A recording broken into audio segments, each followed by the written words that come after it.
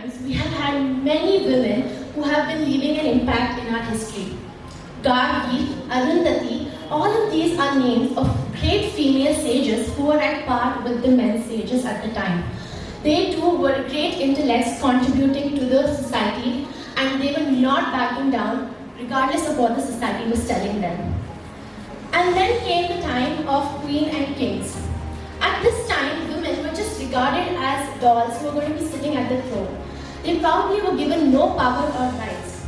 But did that stop them from following their purpose? Their real purpose was to contribute to the nation. Their real thing was to make sure that we were not going to be colonized by our invaders and that we would have the freedom we deserved. Moving to the next part of our history, a very significant part was when we were colonized by the Britishers.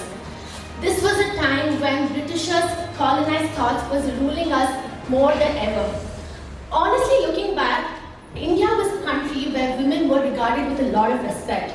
Since we were colonized by the Britishers, that came down even more. Women were not respected as much and were asked to stay away from politics. But there were a lot of women who were not going to back down. They stepped outside and they started making an impact. Now, I would like to make a big claim saying that the whole process of independence would have slowed down drastically if it was not for women contributing. And there are two instances I would like to give here. Firstly, as I already mentioned, there were a lot of women who went above and beyond, like Sarojini Naidu, Annie Bennett, and a lot of other women who were not going to stop just because they were asked to stop. They went out and they fought rightly for our country and for our nation and for the independence and freedom we deserved.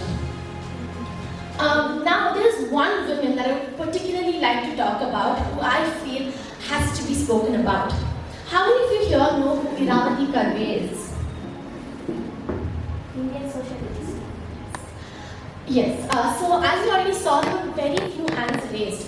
This shows that she's not spoken about enough. And just like her, there are so many women in our Indian history who are not spoken about enough.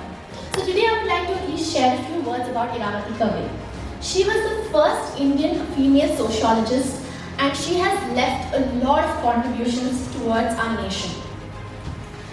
She was born during the colonial period, so naturally she was not given a lot of freedom in terms of expressing her thoughts. Because she was born into a wealthy family, she did get the privilege of education, and she used this rightly.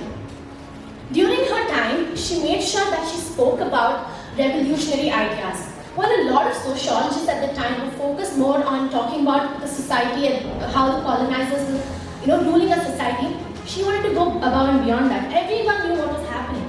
She wanted to talk about something different that was happening at the time. She wanted to talk about the kingship, the real history behind our society.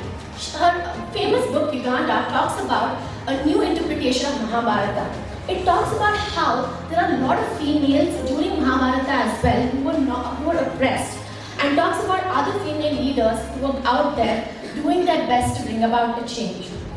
This just shows that she was a revolutionary. According to me, who is a female leader? A female leader is a person who is willing to stand up for her rights, and not just that, she's willing to raise her opinions and thoughts. She's not scared of what the society is going to think of her. She's not scared of backing down just because the society asks her to do so. And this was what Iravati Karve was doing. And that's why I would consider her as one of the best female leaders there were during the colonial period.